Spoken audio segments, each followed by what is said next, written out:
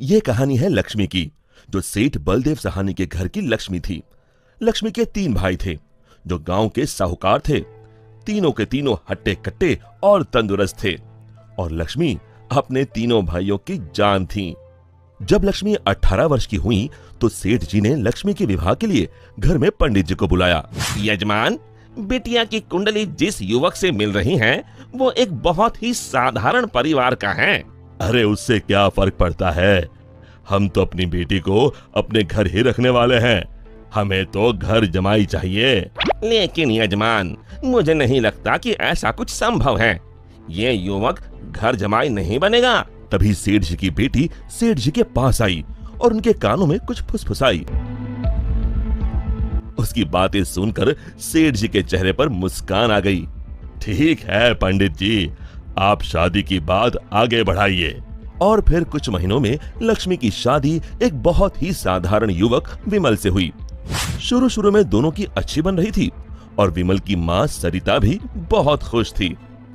एक दिन सोते वक्त लक्ष्मी ने विमल से बात की।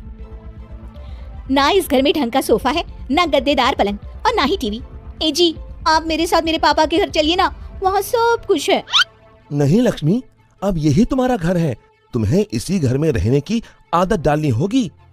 उस दिन के बाद लक्ष्मी हर छोटी छोटी बातों पे विमल से झगड़ा किया करती। उनके बीच बात इतनी बिगड़ गई कि अब लक्ष्मी कभी बेलन तो कभी बर्तन फेंक फेंक कर विमल को मारती। विमल बेटा, ये क्या है, तुम दोनों ऐसे लड़ क्यों रहे हो? माँ, ये रट लगाए बैठी है कि मैं भी इसके साथ इसके बाप के घर में जाकर रहूं, घर जमाई बनकर। भला मैं ये कैसे कर सकता हूँ, और इसीलिए हमारी रोज अनबन होती है। एक काम कर, तू उसे अच्छे से समझा कि अब यही उसका घर है। अगले दिन फिर से लक्ष्मी विमल को अपने घर चलने के लिए जोर डालने लगी। आप मेरे साथ मेरे घर चलिए, आपको यहाँ गरीबों की तरह जीने की कोई जरूरत नहीं है, मेरे पापा के पास सब कुछ है।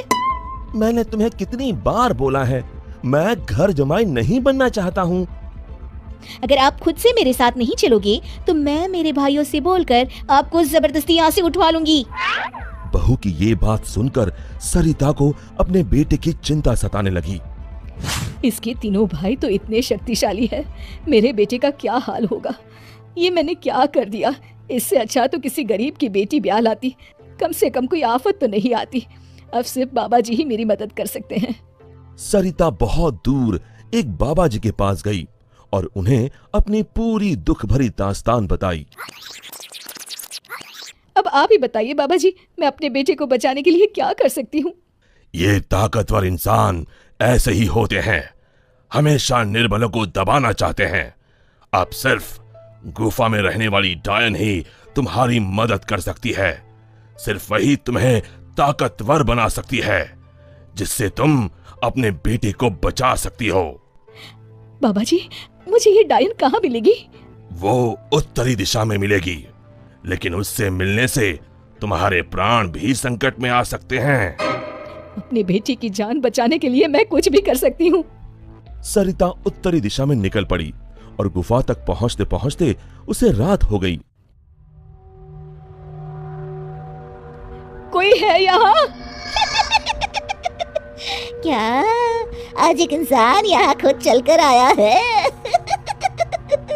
वो भी मेरा खाना बनने।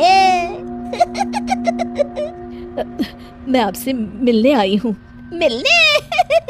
मुझसे? हाँ। वो भी खुद चल के? बताओ बताओ क्या बात है? सरिता ने डायन को अपनी कहानी सुनाई।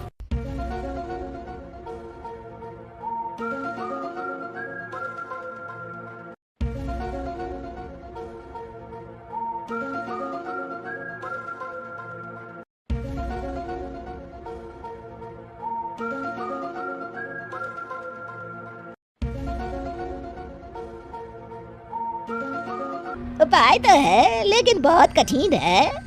मैं अपने बेटे को बचाने के लिए कुछ भी कर लूंगी। तुम्हें मेरा श्राप अपने ऊपर लेना होगा, जिससे मेरी सारी शक्तियाँ तुम में आ जाएंगी। तब मैं आजाद हो जाऊंगी और तुम डायन बनके यहीं गुफा में रहोगी। और ना ही सूरज की रोशनी में निकल सकोगी बाहर, क्योंकि डायन की शक्तियाँ सिर्फ रात को ही काम करती हैं। क्या तुम्हें ये मंजूर है? विमल को बचाने के लिए अगर मुझे डायन भी बनना पड़े तो मंजूर है।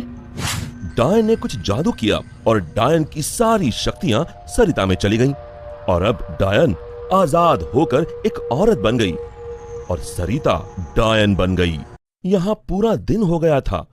विमल ने गांव में जाकर माँ को ढूंढा, लेकिन माँ कहीं नहीं मिली। रात को वो घर पहुंचा तभी लक्ष्मी उस पर बरस गई। ये सब सरिता अपनी शक्तियों से देख रही थी और उसी समय सरिता डायन के रूप में वहां पहुंची। सरिता को डायन के रूप में देखकर उसके पैरों से मानो जमीन खिसक गई। सरिता जोर जोर से हंसने लगी।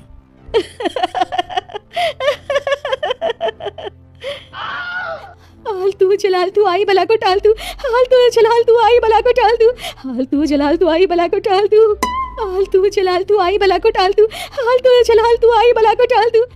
जैसे तैसे रात को लक्ष्मी सो गई और सुबह होते ही अभी अपने भाइयों को बताती हूँ कि आपने मुझे बेलन से मारा। लक्ष्मी दरवाजे से पांव बाहर डाल ही रही थी कि सरिता ने अपने हाथ लंबे कर कर लक्ष्मी के पांव पकड़ लिए। अब तुम इस चौखट के बाहर बिल्कुल नहीं जाओगी। एक बार फिर से लक्ष्मी बेहोश हो गई। अब जब भी लक्ष्मी कुछ बेतुका करने जाती थी, सरिता बीच में आकर अपने बेटे को बचा लेती और बेचारी लक्ष्मी डायन से डरकर घर के कोने में दुबक कर बैठी रहती। हाल तू जलाल तू आई बला को टाल तू, हाल तू जलाल तू आई बला को टाल तू, हाल तू जलाल तू आई बला को टाल तू। विमल दिन रात अपनी माँ को याद करके रोता। तू कहाँ है माँ? कहाँ चली गई मुझे छोड़ के? बेटा विमल, मैं यही हूँ तेरे पास, लेकिन इस डायन के रूप में। ये सब सुन विमल बहुत डर जाता है। डर मत बेटा, बस मुझसे तेरा दुख नहीं देखा जा रहा था, इसलिए मुझे ये सब करना पड़ा। ये सब पीछे खड़ी लक्ष्मी सुन रही थी। तभी सरिता ने उसे अपनी शक्तियों से दीवार पर लटका दिया। जा रही हूँ, मगर एक बात समझ ले, मेरे बेटे को परेशान करने की भी तूने या तेरे घर वालों ने सोची तो मैं यहाँ फिर आ जाऊंगी। जी माँ जी। तभी तो कहते हैं, माँ से बढ़कर दुनिया में कुछ नहीं। माँ एक वरदान है जो अपने बच्चों के लिए कुछ भी कर सकती है। दोस्तों, हमें उम्मीद है कि आपको हमारी ये कहानी पसंद आई होगी।